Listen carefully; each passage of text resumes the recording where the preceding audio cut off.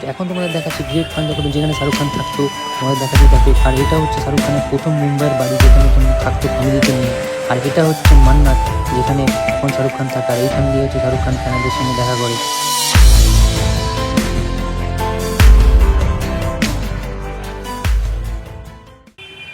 তো আমরা এখন চলে এসেছি মুম্বাইয়ের ধোবি তালাওতে।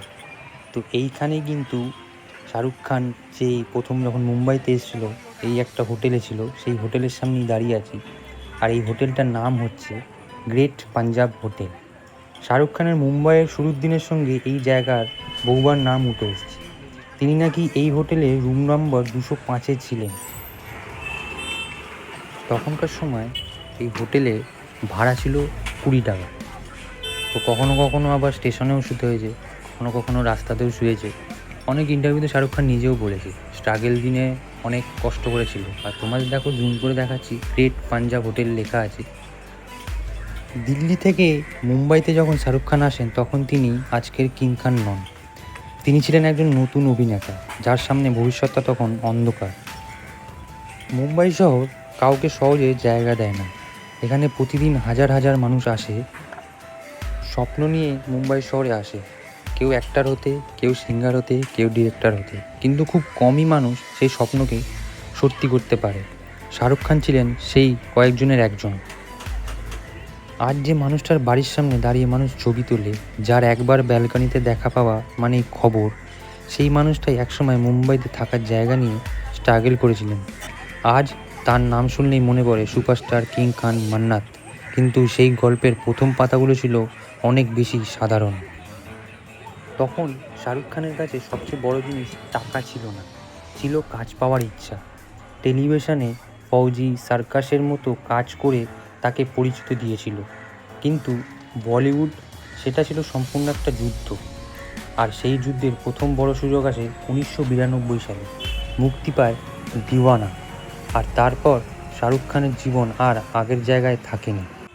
এতক্ষণ তোমাদেরকে দেখাচ্ছিলাম সেই হোটেলটা, যেখানে শাহরুখ খান তার স্ট্রাগল টাইমে এসে থেকেছিল। এবার তোমাদেরকে দেখাবো শাহরুখ খানের নিজের টাকায় কেনা প্রথম ফ্ল্যাট। আর এই ফ্ল্যাটেই কিন্তু তার পরিবারকে নিয়ে থাকতো। ইভেন এখানেই কিন্তু আরিয়ান খানের জন্ম হয়েছিল। আর এবার তোমরা যে বিল্ডিংটা দেখতে পাচ্ছ, এটা শাহরুখ খানের মুম্বাইয়ের জার্নি আর একটা গুরুত্বপূর্ণ জায়গা, শ্রী অমৃত অ্যাপার্টমেন্ট। মান্নাতের অনেক আগে এই বিল্ডিংয়ের সঙ্গে তার জীবনের একটা গুরুত্বপূর্ণ অধ্যায় জড়িয়ে আছে। কিছু রিপোর্ট অনুযায়ী মুম্বাইতে শাহরুখ খানের প্রথম কেনা প্রপার্টি ছিল এই অ্যাপার্টমেন্ট, ফ্ল্যাট নাম্বার 702। ভাবতে পারছো, যে মানুষটা একসময় মুম্বাইতে থাকার জায়গা খুঁজছিলেন, কয়েক বছর পর সেই মানুষটাই মুম্বাইতে নিজের প্রপার্টি কিনে নিয়েছেন। এটাই আসলে সাকসেসের সবচেয়ে বড় সুন্দর ব্যাপার। পরিবর্তনটা একদিনে দেখা যায় না। আজ তুমি যেখানে দাঁড়িয়ে আছো, সেখান থেকে কাল কোথায় পৌঁছাবে সেটা কেউ জানে না। শাহরুখ খানের ক্ষেত্রেও তাই হয়েছিল। একসময় হোটেল, তারপর নিজের অ্যাপার্টমেন্ট, আর তারপর মুম্বাইয়ের এমন একটা বাড়ি যেটা আজ গোটা দেশ ছাড়ে বিদেশেও পরিচিত। তো দেখো, এখন তোমাদের যেই জায়গাটা দেখাচ্ছে জুম করে, ফ্ল্যাটগুলো তোমরা দেখতে পাচ্ছ। অ্যাপার্টমেন্টে অনেক ফ্ল্যাট আছে, তোমাদের জুম করে যেই জায়গাটা দেখাচ্ছি, এই যে জায়গাটা দেখতে পাচ্ছ, এইখানে কিন্তু শাহরুখ খান থাকতো। পুরো সি ফেসিং সাইডে এখানেই থাকতো। তো এখানে কিন্তু আরিয়ান খানেরও জন্ম হয়েছিল, শাহরুখ খানের প্রথম সন্তান। তার কিন্তু জন্ম এই ফ্ল্যাটে থাকাকালীন বা এই অ্যাপার্টমেন্টে থাকাকালীনই তার জন্ম হয়েছিল। তোমরা চাইলে কিন্তু গুগল করেও দেখে নিতে পারো যে এই অমৃত অ্যাপার্টমেন্ট যেটা, সেখানে শাহরুখ খান থাকতো কিনা, বা গ্রেট পাঞ্জাব হোটেল, ওখানে শাহরুখ খান স্ট্রাগল টাইমে ছিল কিনা। তোমরা চাইলে কিন্তু গুগল করে দেখে নিতে পারো। তো এরপরে আমরা মান্নাতে যাব। তো আমি চলে এসেছি মান্নাতের সামনে, দেখতেই পাচ্ছ। এখন মান্নাতের সামনে চলে এসেছি। আর তোমরা এখন যে জায়গাটা দেখতে পাচ্ছ, এখানেই দাঁড়িয়ে অসংখ্য মানুষ শাহরুখ খানের এক ঝলক দেখার জন্য অপেক্ষা করে। 1990-এর দশকে এই বাড়িটাকে দূর থেকে দেখতেন শাহরুখ খান। কখনো কি তখন ভেবেছিলেন একদিন এই বাড়িটাই তার হবে?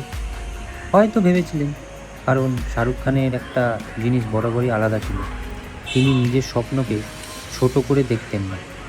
আর শেষ পর্যন্ত 2001 সালে মান্নাত তার জীবনের অংশ হয়ে যায়। একজন আউটসাইডার, একজন নিউ কামার, একজন স্বপ্ন দেখা ছেলে শেষ পর্যন্ত নিজের স্বপ্নের বাড়ির মালিক হয়ে গেলেন। কত মানুষের ভিড় চারিদিকে, দেখতে পাচ্ছ? কেউ ছবি তুলছে, কেউ ফ্যামিলিকে নিয়ে ছবি তুলছে, কেউ সেলফি তুলছে। আমিও দাঁড়িয়েছিলাম, আমিও দেখছিলাম, আমিও ভাবছিলাম যে শাহরুখ খান বেরিয়ে আসে। তো এখন তোমাদের যে জায়গাটা দেখাচ্ছি, এই জায়গাটাতে কিন্তু শাহরুখ খান তার জন্মদিনের দিন আসে। এখান থেকেই কিন্তু ফ্যানেদের সাথে সব দেখা করে, দেখতে পাচ্ছ তোমরা?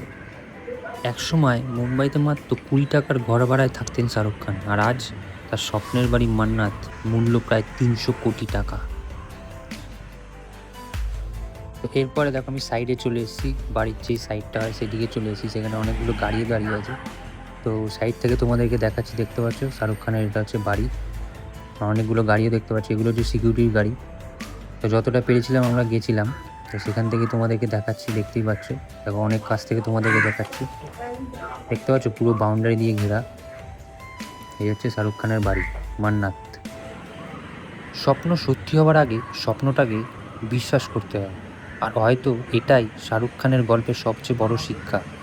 আজ তুমি যেখানে আছো সেটা তোমার শেষ জায়গা নয়, কাল তোমার গল্পটাও বদলে যেতে পারে। তাহলে ভিডিওটা আজকে এখানেই শেষ করছি, দেখা হচ্ছে পরের ভিডিওতে। ভিডিওটা কেমন লাগলো অবশ্যই কমেন্ট বক্সে জানিও সবাই। আর ভিডিওটা ভালো লাগলে অবশ্যই চ্যানেলটাকে সাবস্ক্রাইব করে দিও, ভিডিওটা লাইক করে দিও, আর ভিডিওটা প্রচুর প্রচুর শেয়ার করো। আর আমিও একটু দাঁড়িয়ে থাকি যদি শাহরুখ খানের আশায় যদি এসে দেখা পাই। চলো দেখা হচ্ছে পরের ভিডিওতে।